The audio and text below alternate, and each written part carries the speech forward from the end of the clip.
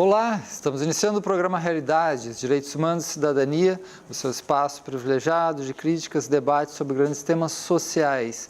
Hoje a gente conversa sobre a questão do mal-estar social e para isso a gente convidou aqui o Spencer Júnior, que é psicólogo, professor da UPE, Universidade de Pernambuco, e temos a presença também do Daniel Rodrigues, que é professor lá no Centro de Educação da UFPE.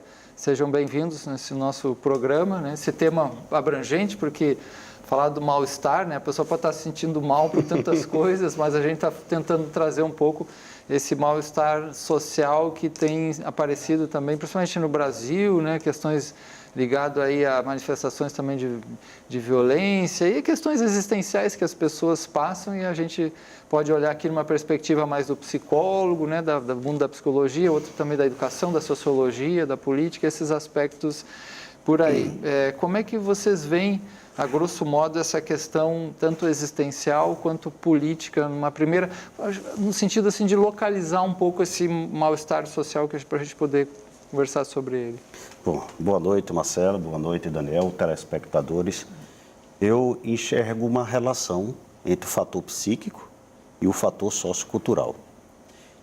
Isso me remete justamente a uma obra clássica do Mal-Estar da Civilização, escrito por Sigmund Freud, que ele traça 3 linhas que tentam compreender esse mal-estar eminente da condição humana.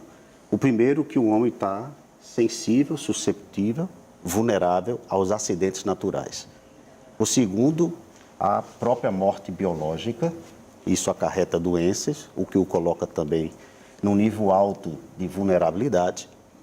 E traz o terceiro elemento, que é uma surpresa, quando diz o que mais ameaça o homem depois do acidente natural e dos acidentes biológicos, é o amor.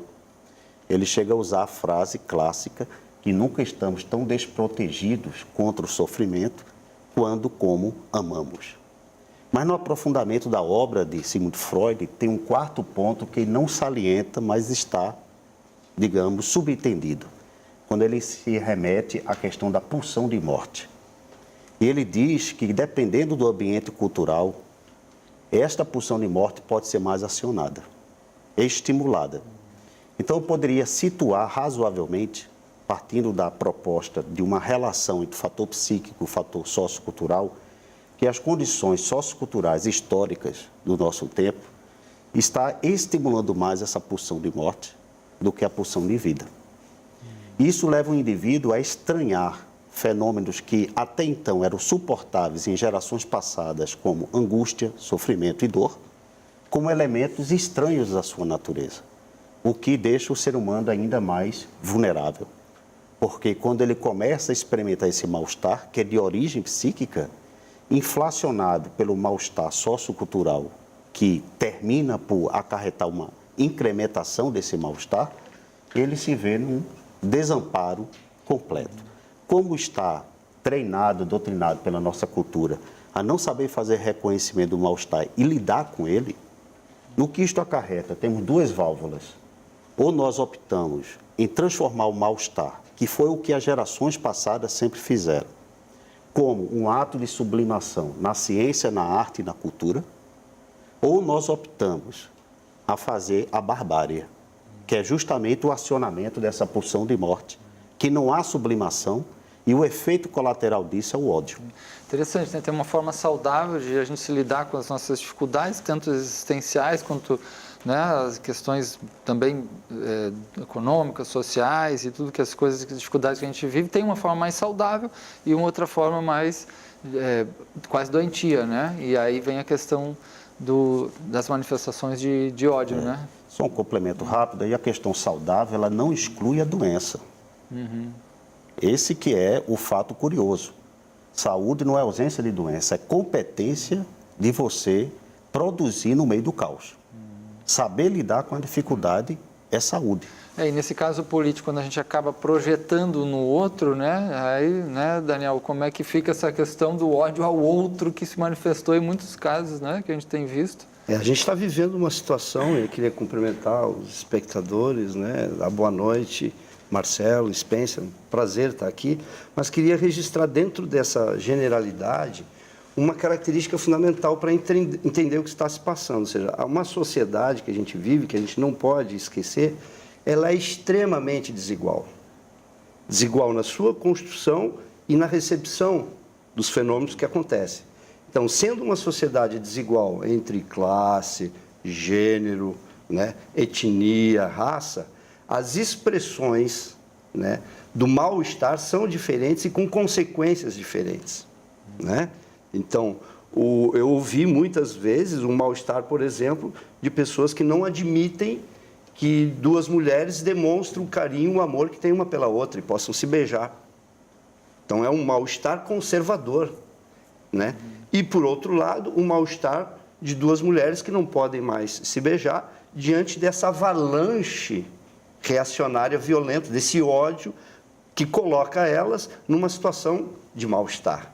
Então, digamos assim, o mal-estar também tem lados. Dentro de uma sociedade de muitos lados, ele vai expressar situações aparentemente genéricas enquanto mal-estar, mas de uma que funda esse mal-estar, que é a manutenção da opressão, né?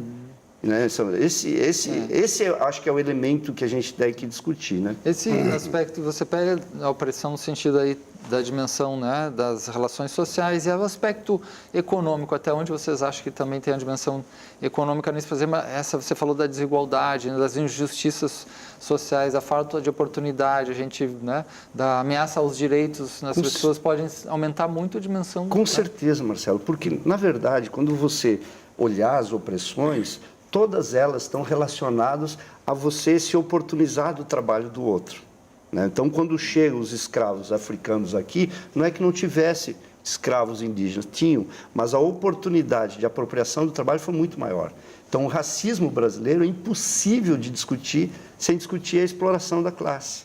É impossível discutir classe sem racismo no Brasil, né? Então, essas inter-relações existem. Então, quando, por exemplo, esse todo o ódio contra a mulher que está colocado, né, misoginia e tudo mais, não é contra a mulher em geral, é contra a mulher que se insurge, que quer o seu direito, que luta pelo seu direito. Essa que é feia, essa que é desprezível. A mulher do lar, recatada, ela cumpre o seu papel, e aí o que eu acho que é a questão, né, de que a gente está vivendo, né? Ou seja, essa instabilidade econômica, desemprego, violência, tudo mais, que é um processo de produção desorganizado, é fácil personalidades, é fácil saídas fáceis. Eu tenho uma ordem, eu vou botar a ordem agora.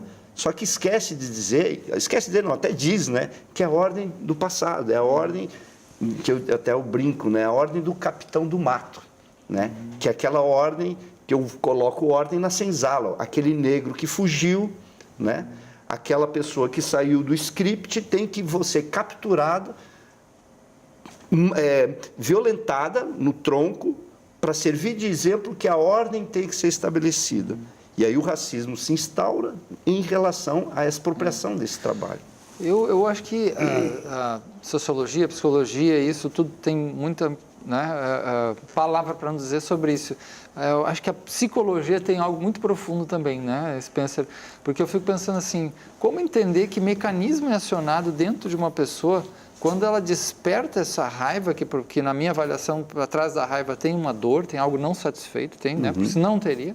E a pessoa, se ela não vê isso aí, que se torna um perigo, né? Que mecanismo tem quando ela vê uma coisa que ela não gosta, como você falou, a questão, né, racial, preconceito racial, preconceito na ordem sexual, ou alguém que é mais diferente, né? A própria diferença não é da minha religião, não é do meu time de futebol.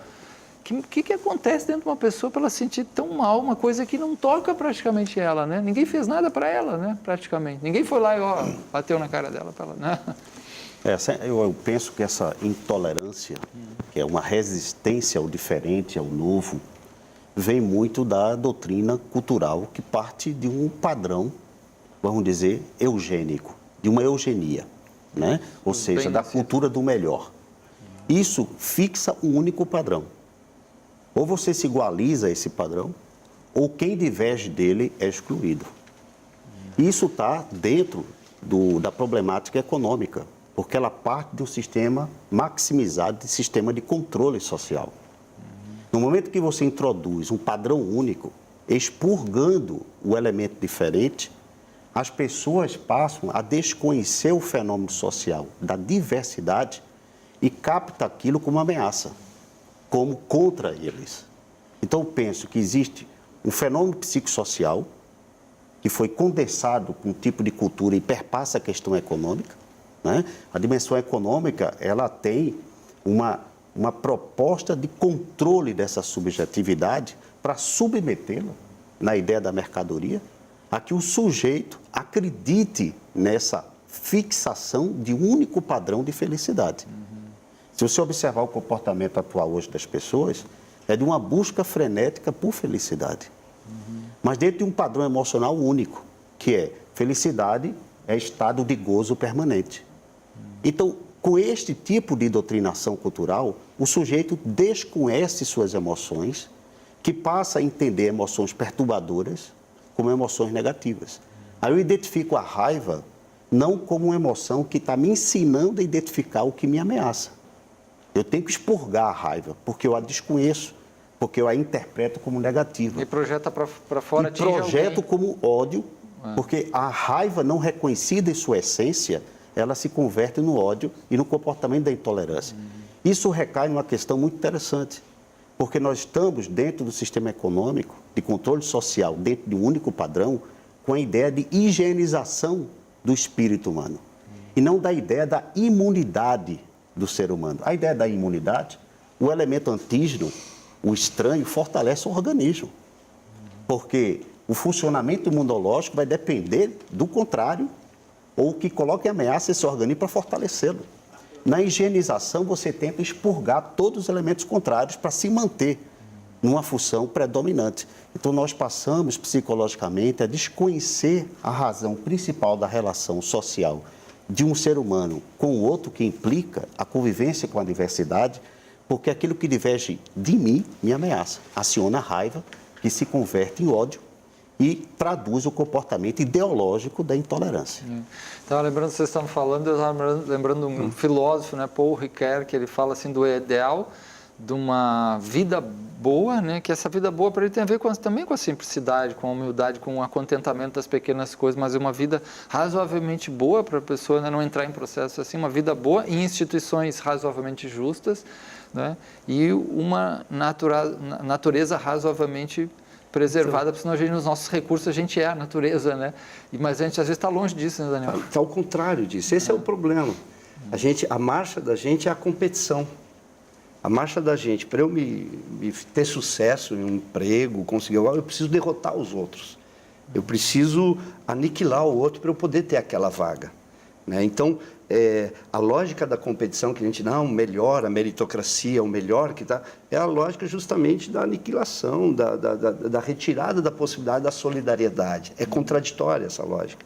E diante de uma crise que o capital necessita mais trabalho, né, em crise, a crise que ele não consegue acumular como ele queria, né? Vê que interessante, não tem nenhum capitalista passando fome. Quando eu falo crise do capital, ninguém está vendendo, né, pode quebrar um ou outro, mas a lógica é ganhar mais, porque senão o outro vai ganhar em cima de mim e me derrota. A lógica da competição é entre capitalistas também, né? Não é de lá, vem de cima para baixo, né? A gente assume essa lógica. Então, dentro dessa lógica que está diminuindo, eles precisam ganhar mais, então acontece essa desordem, em princípio anárquica do capital, que é a voracidade dos ganhos. E nós somos terceiro mundo aqui, então não é à toa que reforma trabalhista está acontecendo, reforma da Previdência, né? Venda da Petrobras ou dos postos de petróleo, ou seja, há uma sanha de ganhar em cima a partir disso aí. E aí os trabalhadores, por outra lógica, como o Spencer fala, ou seja, a percepção da gente é a percepção que a gente quer ser igual um magnata, igual alguém rico, né? A gente não quer essa busca que tu levantou, né, da vida simples, saudável, que a maioria desejaria. Isso passa a ser um problema, porque nós não competiremos dentro dessa lógica. Então, a hegemonia é um contra o outro. E a gente divulga nas nossas escolas teoria do empreendedorismo, das competências, né? A gente está divulgando a teoria de cada um por si, né, nesse processo. Eu me lembro agora esse título que a gente deu ao programa, né, o mal-estar social, ele também tem a ver até com um livro de Freud, que ele fala do mal-estar da civilização, né, no início do século XX, escreve esse importante livro, e nós temos aqui o Spencer, que conhece o Freud, que trabalha com isso, podia falar um pouquinho para nós sobre essa relação. E eu me lembro também de um autor que eu estudei e gosto muito, que é o Wilhelm Reich, né, que falava dos processos de desenraizamento dessa vida mais, da vitalidade da natureza, dessa corporeidade, desse animal que nós somos, né, e nesses processos dessa vida tecnológica de um lado e essa falsa moral também de outro, né? Como é que você vê isso? Começando pelo segundo autor, o Reich, né? Teve um artigo que eu li recentemente sobre quais as profissões mais felizes ou produtoras de vitalidade. E, para o estupor de todos, as duas que foram eleitas é a do carpinteiro e do jardineiro. Por uma razão simples, eles têm uma relação com o tempo de experimentação e não de produção. Quaisquer outras profissões que estão dentro da esteira da produção, e inclusive econômica, capitalista, por final, elas se desconectam desse tempo como experiência existencial. Isso acarreta esse desenraizamento, naturalmente, você perde a referência ecológica, você perde o seu sentido de um ser incluído no organismo. A visão orgânica, ela é maltratada em função disso. Pegando o gancho com Freud, e aí fazendo o casamento com Reich no final, eu acho que tem uma variação psíquica que nós não tínhamos em gerações passadas e isso ficou mais superestimado. Quando nós estamos numa cultura da felicidade, que cultua um elemento principal, perfeição. Diferente da característica de gerações passadas, onde você tinha as utopias e metanarrativas. Qual é a sinalização da utopia? A inserção do sujeito no sentido comunitário. Eu participo na construção de um mundo melhor. Na ideia atual, que não é utopia, é a ideia do imperativo da felicidade, que você tem que ser feliz, o eu se subtrai e se exalta. Então, a comunidade, você não tem a perspectiva de servir a ela, mas de ser servido a ela.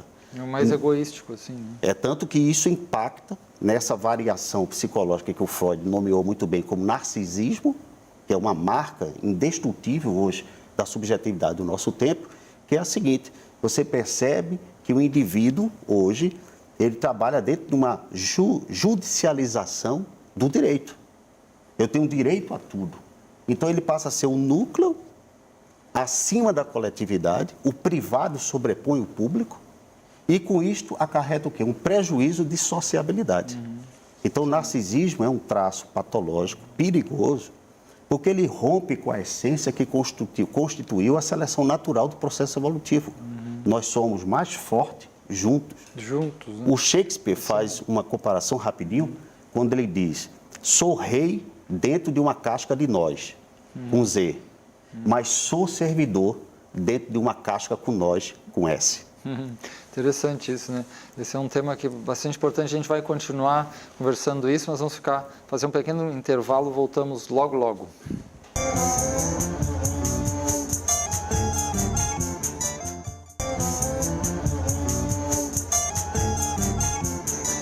No Realidades de hoje, nós estamos conversando sobre a questão do mal-estar do tempo, né, do mal-estar social, seja no aspecto mais existencial, mas conectado com o aspecto econômico, político, né? E aí aqui a gente trouxe o Spencer Júnior, que é psicólogo, né, especialista também nesse tema, é professor lá da UPE, e também temos o Daniel Rodrigues, que é professor do Centro de Educação da UFPE.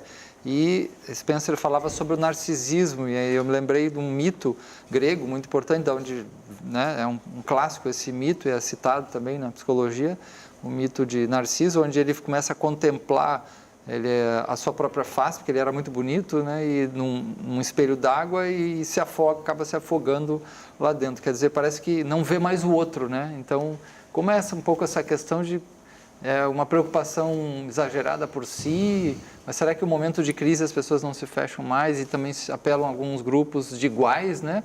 E aí fica mais difícil para olhar para o outro, né? Eu me lembro de uma metáfora do Arthur Schopenhauer, quando estava escalando um monte gelado, e quando ele chega no topo, ele contempla um grupo de porcos espinhos que estavam tentando se aproximar um do outro para se agasalharem diante do frio. E ele percebeu um movimento ambivalente. Ao mesmo tempo que eles reconheciam a necessidade de estarem um perto do outro para manter a sobrevivência, ao mesmo tempo eles percebiam que espetavam um ao outro em função dos espinhos. A regulação desse movimento, Schopenhauer fala como sendo a proposta de uma sociedade mais equilibrada, que significa o quê? A relação do privado com o público. Eu não posso estar totalmente distanciado desse público, nem posso estar totalmente projetado sobre esse público. O problema da sociedade atual é que a intimidade humana ela foi colonizada pela cultura capitalista. Quanto mais você é desnudado nas mídias sociais, você pensa que está usufruindo de uma liberdade. O Zygmunt Bauman fala uma coisa interessante. Ele diz, liberdade é um outro nome que nós damos hoje à solidão. As pessoas pensam que estão transitando e se relacionando de forma construtiva, mas elas ali terminam falseando muitas vezes as suas personalidades, superestimando qualidades que não existem no plano real. Então, criam estereótipos, vamos dizer assim, uma face, digamos, obscura de si mesmo, porque não tolera essa relação direta com o outro. E aí tem um dado importante, professor Daniel e Marcelo, que é o seguinte, quando a gente remete para a questão do narcisismo, o que vem acontecendo, pegando o gancho com esse aspecto de que as pessoas estão confundindo a maneira de Bauman, a solidão, que na verdade é mascarada na liberdade, é que as pessoas hoje vivem justamente para ser o alvo das coisas. Então, como elas querem se desnudar, elas acreditam que a intimidade é a única forma de se autoafirmar, a exposição dessa intimidade. Então, esse exibir contraria o existir. E na cultura do excesso do exibicionismo, o sujeito está projetando um eu que não é nem o dele. É o mascaramento que a facilidade das mídias sociais permitem, e aí veja um contradito importante. Nós chamamos de redes sociais algo que nos distancia no plano físico e real do eu de cada um. Porque, na verdade, as mídias sociais ou redes sociais, elas mascaram mais esse eu e projetam um eu embelezado que traz o tom narcisista. Né? Professor Daniel. Então, esse processo desse eu, dessa construção, né, do self, né, a cultura da self, eu que me projeto, eu estou sempre feliz, você raramente vê uma selfie alguém com uma cara triste, sempre é um sorriso maravilhoso, né? Essa felicidade é uma exigência na competição. Você tem que estar sempre bem para ser o melhor. Como é que você vai ser um derrotado, um frágil, um fraco, chorando e vai ser vencedor? Então, a lógica da competição, ela traduz, inclusive, para comportamentos que... E aí você fala da questão da felicidade eterna, porque essa ideia de feliz, eu sou forte, eu sou poderoso, eu sou o macho, eu sou o que mando, é a referência do vitorioso, de quem dá as ordens, de quem teve sucesso. Né? E o capital se apropria disso até a pessoa que tem mais dificuldade econômica de sobrevivência, mas ela vai se espelhar porque aquele é o grande espelho. Né? Ou seja, tudo... E aí, no caso do capital, é a violência talvez mais perversa, porque tudo você vai ter que ter, vou chamar aqui, dinheiro, ou seja, você vai ter que ter mercadoria para se afirmar enquanto tal. Se você não tiver o celular, se não tiver as condições, se não tiver a maquiagem, não rola, não acontece. Né? Todos os sentimentos vira compra e venda. Eu dou sempre um exemplo que eu acho legal, né? Que para as pessoas compreenderem como como o capital se apropriou de alguns sentimentos. Digamos, o sentimento mais clássico, mais forte, né? Da relação do filho com sua mãe, né? Então, chega nos Dia das Mães, você, se tiver uma graninha e chegar lá com um bombonzinho, mãe, é um bombonzinho no Dia das Mães, a sua mãe vai achar que você não ama mais ela. Né? Assim, como? Né? O tamanho do amor é o tamanho do presente, do que você gasta. Né? Então, as relações mercantilizadas, né? E aí não só mercantilizadas, como hierarquizadas. Né? Ela pode até dizer, não, meu filho, como sempre diz, não, meu filho, não importa é o seu carinho e amor. Mas essa relação que nos nos atrapa, que nos impede do ser humano ser como tal, ser na sua mais possibilidade solidária. Acho que é o maior Você falou da problema. questão do mundo virtual, né, do digital, e esse é um capítulo importante, a gente até fez um programa aqui sobre isso e tal, né, das questões que isso tem a ver com o desenvolvimento, né, tecnológico, etc., até a educação entrando um pouco nisso, mas, por outro lado, né, um aspecto do desenraizamento, desse aspecto de um afastamento também dessa criação até imaginária e narcísica, né? Exato. Então, como é que você vê assim os efeitos mais nefastos dessa dimensão virtual no nível desse afastamento e talvez é uma forma até de lidar com esse mal-estar, né? Você está ali naquele mundo que não tem tanto realidade, né? O Michel Foucault tem uma frase interessante que ele diz: é mais fácil produzir pessoas fracas a punir pessoas fortes. Eu penso que as mídias sociais são um estratagema muito inteligente de um sistema de controle social que faz com que um indivíduo apele para essas imagens que estão desconectadas do seu eu vital, apostando na perfeição dessas imagens, que ele idolatra, que é a versão asséptica, higienizadora, que é a versão hoje do comportamento humano. Eu não resisto à dor e àquilo que me contradiz.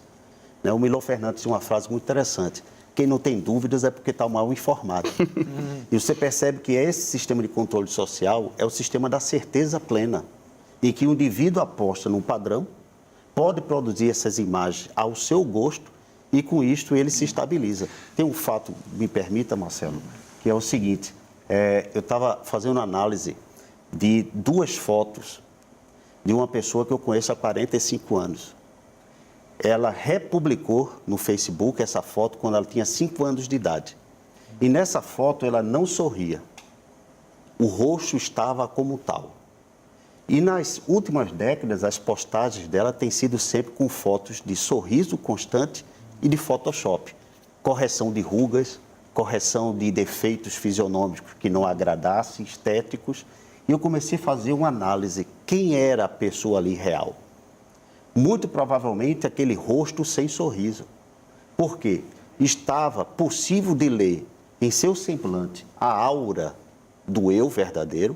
Você podia reconhecer nas rugas dela os traços do seu sofrimento, da sua própria história. E se você olhar hoje essas projeções postadas de Photoshop, não existe mais a revelação do eu. Não existe mais a história inscrita na sua fisionomia.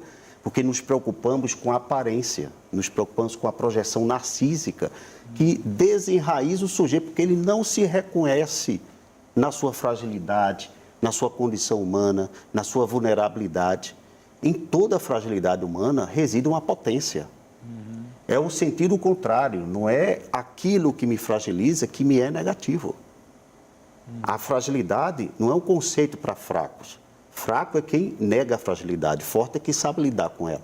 Então a gente vê aí uma desproporção hoje que as mídias sociais, dentro dessa cultura, Photoshop, da higienização do eu, de uma exacerbação desse eu, dessa exaltação desse eu. Eu estava lendo uma palavra mágica que eu resgatei da teologia judaico-cristã, antes do processo de institucionalização pela Igreja Católica, no século III, razoavelmente por aí, que é um conceito chamado kenosis, que implicava o esvaziamento do eu, epístolas paulinas. É preciso que eu desapareça para que eu cresça. Hoje o sentido é invertido. É preciso que eu cresça cada vez mais, é preciso que eu me exalte cada vez mais, e essa exaltação nega o vazio verdadeiro. Interessante, você falou da kenosis, o kenosis, né? Esse esvaziamento e aí entra a questão da religião, né? E a gente viu algumas manifestações muito evidentes nas últimas eleições, né? Que manifestações até de setor religioso, pessoas religiosas que a gente não esperava que fossem manifestações tão agressivas, e parece que o mal-estar está ali também, né? E mesmo em nome de Deus, em nome do amor, né? Não sei como é que vocês veem isso, esse aspecto. Na verdade, a religião ela vai expressar uma alternativa ao caos, né? A um reordenamento, né? Então, você é uma das especificidades importantes, né? Que já dito também Freud, o próprio Marx, né? Ela vai lhe acalmar, ela vai não deixar você explodir com tamanhas desgraças, sofrimentos que ocorrem. Então, ela tem esse papel ao mesmo tempo controlador, mas ao mesmo tempo apaziguador, né? De você poder, no seu dia a dia, enfrentar. Então, só que o processo religioso, ele espelha os processos de produção e de reprodução da classe, né? E reprodução das relações sociais como um todo. Ele não é uma coisa que está acima, tanto é que existem inúmeras religiões, inúmeros pastores, né? Inúmeros pais de santos, ou seja, inúmeras pessoas que transitam e fazem a leitura da realidade. Então, falar em religião de uma forma abstrata vai ficar abstrato também. Então, concretamente, o que dentro dessa religião, está propondo enquanto organização da sociedade, enquanto organização da pessoa humana. E aí você vai ter tanto da direita quanto da esquerda, quanto a favor dos opressores, a favor dos oprimidos, né? A favor do casamento homoafetivo, como contrário, que é absurdo. Então, você vai encontrar dentro das religiões todas essas possibilidades. E aí eu entendo que esse elemento da violência que adentrou dentro de um setor religioso, ele adentrou como uma grande mercadoria, ou seja, o mais importante é eu manter meu corpo religioso do que propriamente a mensagem. A mensagem pode fluir, né, conforme o interesse desse corpo religioso. Não é à toa que um pastor famoso, deputado, né, Feliciano, ele faz, um pastor que, em tese, na religião que ele prega, seria o amor virar a face, ele postou fazendo uma ação de estar atirando em alguém. Né? Ué, mas não é um pastor? Mas dentro desse caldo, a religião, né, ela está submetida a esse caldo cultural de qual o lugar social que você quer. E o lugar, e aí que depois eu queria falar mais, é dentro dessa desordem, as lógicas fascistas, as lógicas autoritárias, as lógicas violentas de cima para baixo, combinam para a pessoa poder. Agora vamos ter ordem, o Salvador vai colocar ordem na casa. Ah, mas se tiver tortura... E se tiver tortura, alguém inocente que morra, isso faz parte para colocar ordem na casa. Então, os valores mesmo começam a ser assumidos não pela sua condição teológica, Bíblia, etc. Mas o que ele representa dentro da sociedade. Eu queria somar essa questão, fazendo uma imagem sobre o aspecto da religião, porque, de fato, é a instituição humana mais poderosa, porque ela representa aquilo que tira o homem do seu maior medo. Então, ela tem uma força manipuladora, porque ela se autoriza a dizer qual é o caminho certo. Mas a característica hoje, nesse misto com a nossa sociedade, com esses valores novos, narcísicos, é que a fé líquida é uma fé customerizada, ou seja, ela ficou uma fé manipulada ao sabor de cada indivíduo. Então, você percebe hoje que a instituição, na verdade, ela é representada pelo elemento do eu exaltado, seja do seu representante maior, seja dos seus próprios adeptos ou não, mas cada um por si, cada um tem seu Deus pessoal. Há um superinvestimento no ego e um desinvestimento no grande outro, que nesse caso, metafisicamente falando, seria Deus, ou socialmente falando, o outro social. Mas mesmo eles falando tanto de Deus e Jesus e tudo, parece algo ainda muito ligado ao eu. Exato, uma sobreposição do eu. Salvação do si. Exatamente, né? Um culto a si, que nesse caso caracteriza essa fé líquida, em que o indivíduo coloca seu desejo acima das necessidades coletivas. E esse aspecto de organização, por exemplo, dos grupos, até como, vamos chamar assim, às vezes fica tão intenso, quase um gueto, isso seja em qualquer área, política, religião, né, área de educação, qualquer, mas esses grupos, assim, como explicar isso? Parece que tem uma conexão com isso, né? Porque aí é o meu grupo que me defende e aí acaba que só pelo outro ser diferente já tem um mal-estar, me desperta o meu mal-estar, né? E aí é muito fácil entrar em combate nessa hora, porque você não é do meu time de futebol, você não é do Santa Cruz, você não é do Jesus, você não é não sei do que, né? Eu penso que essa tribalização que marca o tempo da polarização sociopolítica vem mais uma vez sobre a rejeição do diferente. E isso é interessante pensar, porque quanto mais eu rejeito o diferente, menos eu mudo na minha estrutura de crenças pessoais. E acha um inimigo, né? Aí começa a construir um inimigo externo, né? Porque é uma conspiração cerebral. Eu vou buscar grupos com os quais me identifico, confirme minhas crenças. Isso fortalece o indivíduo a acreditar que ele está certo, porque todos estão pensando da mesma forma. Então, essa igualização subtrai o diferente. Interessante pensar que esse tipo de marcador sobre a mudança, o Karl Marx fazia uma alusão significativa a isso, quando ele dizia que o pior dos tecelões, ainda assim, seria o melhor do que a melhor das aranhas, na confecção da teia. Por quê? Porque a aranha, embora confeccione uma teia superior a um tecelão, a aranha está só repetindo automaticamente um programa. Enquanto que o tecelão, ele pode mudar constantemente. Essa é a propriedade humana. E essa propriedade humana plástica, de se adaptar ao elemento diferente ao dele, que permite essa mudança, ela gera o principal fator da saúde mental, flexibilidade psicológica. Não temos, estamos perdendo. Vamos parar um pouquinho, né? A gente precisa fazer mais um intervalo, está bem interessante o nosso tema aí, a questão do mal-estar social, mas voltamos logo em seguida.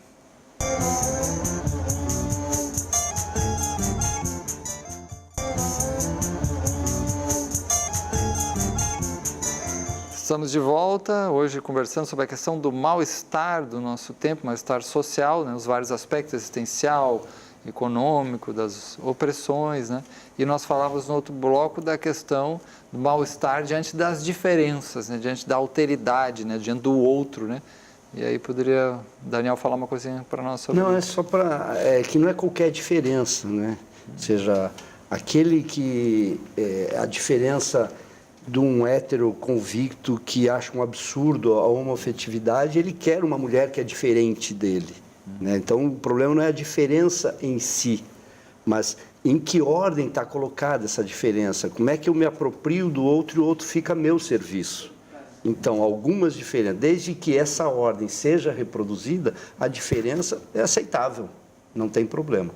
Isso é um dado. Então, não é qualquer diferença. As diferenças vão estar em escalas de aproveitamento um do outro, ou explorando, ou oprimindo para tirar algum benefício. Então, é esse tipo de diferença que promove a desigualdade, a violência, né? Então, a violência tem vários sentidos. O que a gente está vivendo hoje, no meu ponto de vista, a violência que está expressando em ameaças, etc., é a violência de colocar a ordem na casa. É a violência de estabelecer que os diferentes têm papéis diferentes a cumprirem. Não queiram mudar seus papéis. Então, por isso que não é qualquer diferença que está colocada em risco. O risco, a aceitação do diferente do outro, pressupõe eu ter que negar também o meu lugar de dominante, o meu lugar de opressor. E aí entra a questão da ordem, né? Um apelo à ordem, parece que isso tem sido tão importante e também uma grande sedução, né? Que a ordem, primeiro, todo mundo quer as coisas em ordem, organizar a sua casa, organizar a sua sociedade, organizar o país, né? E aí, quando tem muitos problemas, às vezes querem uma solução de uma ordem mais, né, ferrenha. E como é que a gente lida com isso? Isso tem a ver com como eu vou lidar com o meu mal-estar, né? E às vezes, dentro dessa ordem, eu não suporto nem o diferente, né? Quer dizer, tem que todos pensar como eu, né? Então... eu acho que essa afinidade com uma ordem, digamos, mais incisiva, tem uma relação com o desespero, onde as esperanças se exaurem. E aí você faz um voto mais irracional. Você não consegue racionalizar porque o desespero leva a uma intervenção imediata. E quando surge alguém que encarna do inconsciente coletivo essas possibilidades solucionadoras pela via mais urgente, que seria aquela contemplada pela coletividade adoecida e desesperada, então esse vai ter vez. Se você pegar o cenário histórico da humanidade, que sempre antecedeu a barbárie, foi sempre o fenômeno de personalidades que tinham esse caráter histérico, esse caráter incisivo, essa feição, digamos assim, muito prometeica, de solucionar como novo Salvador, e dependendo da história de cada país, no caso nosso, temos uma vocação de buscar o Salvador.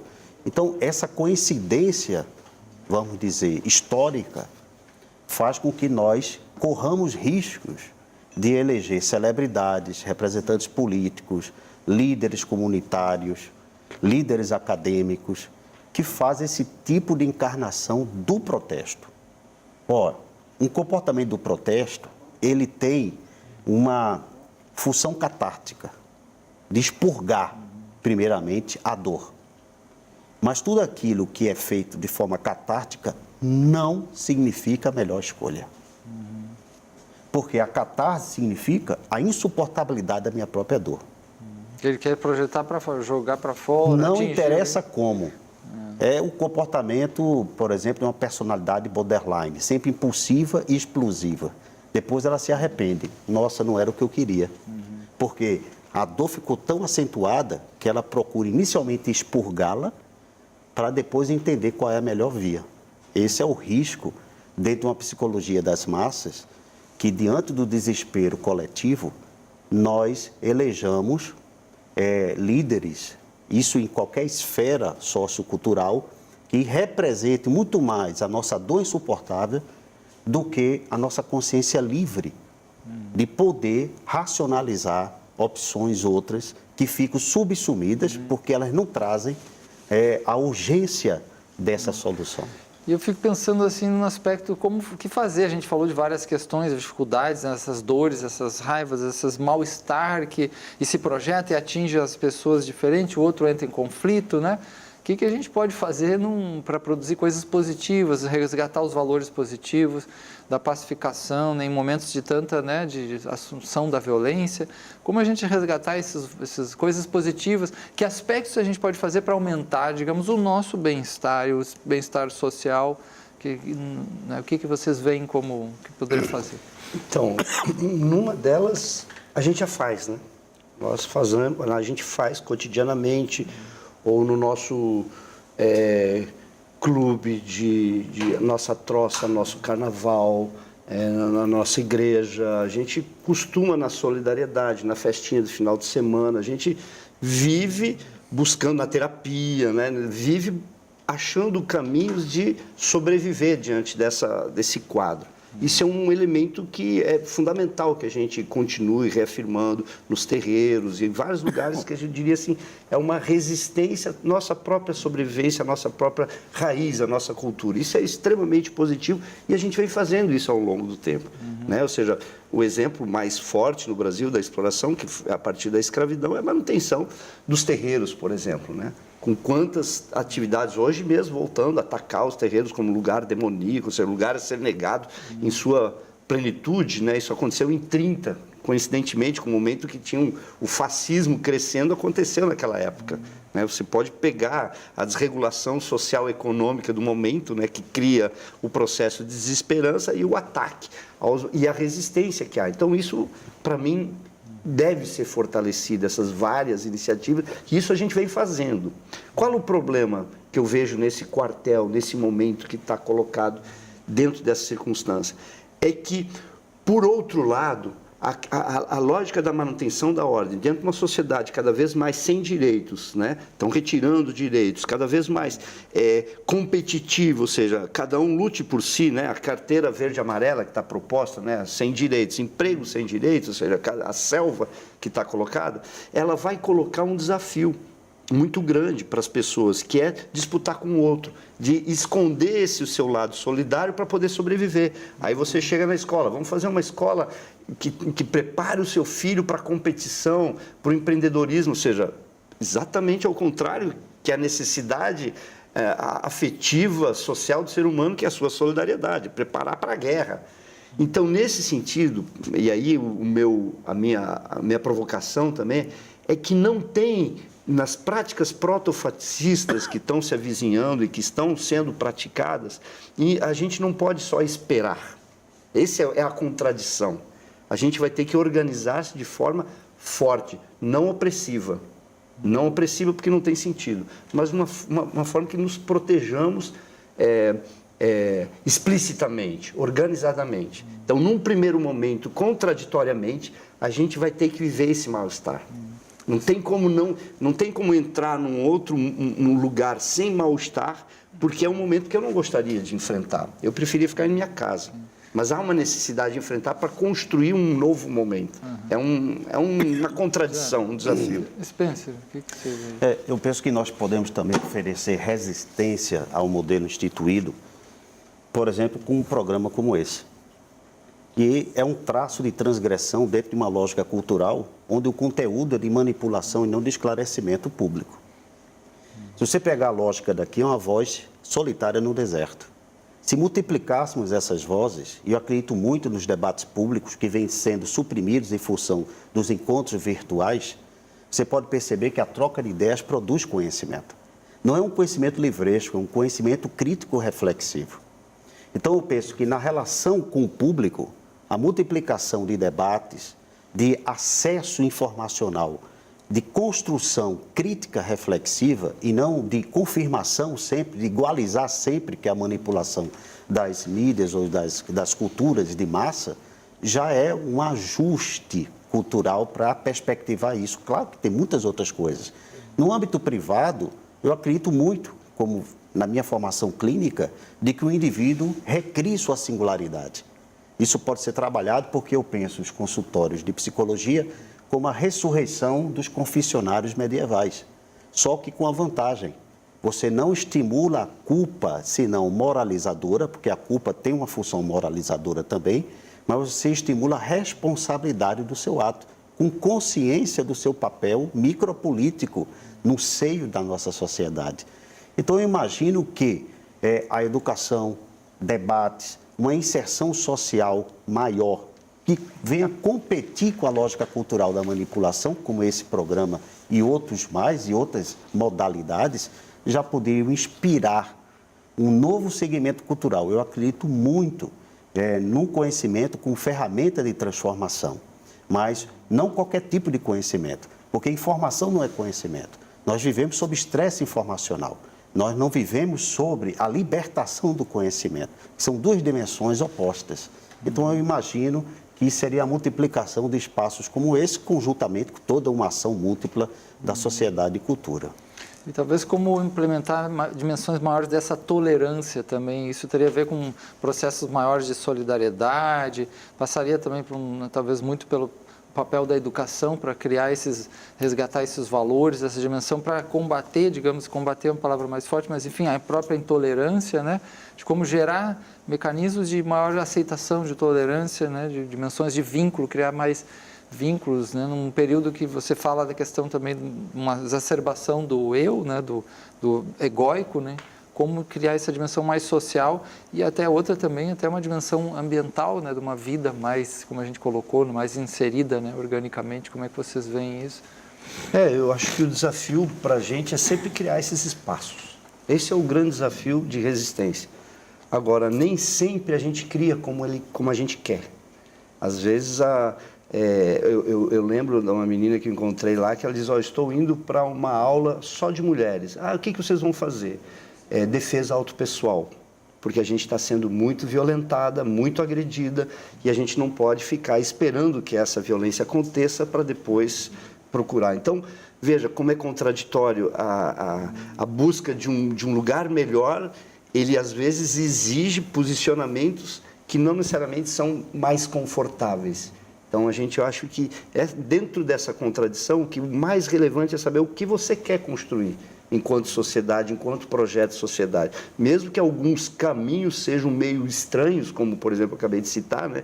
Você vai aprender a lutar para se defender de uma agressão sexual física de um homem, né? Ou seja, está crescendo isso. Então, isso, por contraditório que pareça, e é contraditório, é uma forma de, a partir que você coloca o seu lado, né, o seu sujeito, e o outro que vem lhe oprimir, você enfrenta e diz, não, aqui não. Isso é uma forma de construir uma possibilidade de uma sociedade efetivamente que tu pode chamar de tolerante, né, que pode chamar de solidária. Eu fico pensando também o próprio papel da dimensão de estabelecer espaços e momentos, lugares de diálogo, né? Porque esse diálogo acaba trazendo a escuta, trazendo até a possível criação de uma tolerância maior, se não até uma empatia, né? Como é que a gente pode... 3 dias atrás houve encontro de 5 ou 6 torcidas organizadas do Santa Cruz do Esporte e do Náutico, né? Torcidas que queriam discutir contra o fascismo, que vai se alastrando na sociedade, né? O movimento do Ele Não, e se juntaram. Porque a diferença nesse caso é uma diferença que deveria ser só esportiva, né? A diferença falsa, né? Uma diferença que não tem um diferente que um oprime o outro, é um que se depara do outro, que coloca uma roupa, um gladiador, são dois gladiadores na arena, né? Que os reis ficam dizendo quando vai morrer, quando não vai morrer, eles ficam se diagramando, salvando a sua própria pele, salvando a sua própria vida. Então, esse encontro, por exemplo, das torcidas organizadas, para mim, é um ato de tolerância, é um ato de ir além, extremamente, digamos assim, defensor da vida. Eu acho que são exemplos importantes. Spencer, você vê isso? Eu penso que isso a gente vê até numa relação conjugal. O diálogo como principal ferramenta, não só corretiva, como preventiva dos males de um relacionamento. Se isso realmente fosse mais estimulado, porque o diálogo permite o exercício cognitivo da hermenêutica, da capacidade do sujeito interpretar dentro de sua perspectiva. Quando o sujeito está privado dessa competência de interpretação pessoal sobre a sua relação com o mundo, ele é mais facilmente alienável.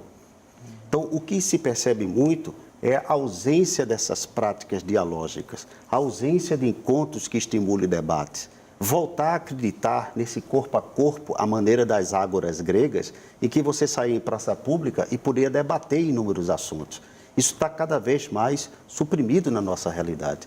Eu me lembro de uma passagem no livro Confissões de Santo Agostinho, que ele traz uma analogia bem curiosa. Ele diz que existem dois tipos de prisioneiros. Um está dentro da cela, sentado no chão, olhando para o chão e pensando inconformado, estou preso. E existe o outro que estava de pé, com a cabeça entre as grades da cela, olhando para as estrelas, se perguntando: o que devo eu fazer para adquirir a minha liberdade de volta? Então, eu acho que a questão de você voltar a acreditar e sair do conformismo da situação e lutar na conquista, no usufruto dessa liberdade, que foi uma coisa muito perdida, esse sentido comunitário, você percebe hoje as massas, indivíduos isolados um do outro, como ilhas, não se dialogam, não se conhecem. Você está no mesmo prédio, existe um estudo promovido que edificações verticalizadas afastam mais as pessoas entre si do que as horizontalizadas. Pessoas que moram no mesmo prédio se cruzam no elevador na mesma hora, todo dia, e não se cumprimentam. Então, isso é uma pequena representação de que nós estamos desconectados do social. O privado, ele se sobrepõe a esse coletivo, esse desinteresse social, essa falta de engajamento social, como diria Hannah Arendt, pressupõe a falência de uma civilização. Então, acho que chegou o momento da gente reestudar nosso projeto civilizatório.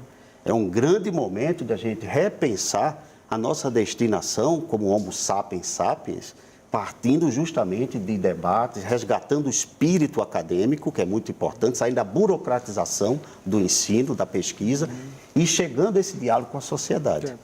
Infelizmente, nosso tempo aqui é curto, né? O debate está interessante, nossa conversa aqui sobre o tema do mal-estar. Antes de encerrar, vamos deixar também o nosso contato do e-mail, né? realidades.tvu@gmail.com, realidades.tvu@gmail.com. Nós temos também o Realidades na rede social Facebook, é só procurar lá, né? Realidades TVU, onde você pode fazer sugestões, olhar as nossas fotos também que a gente coloca, sugestões de programa, né? Estamos lá também, qualquer coisa é só contatar.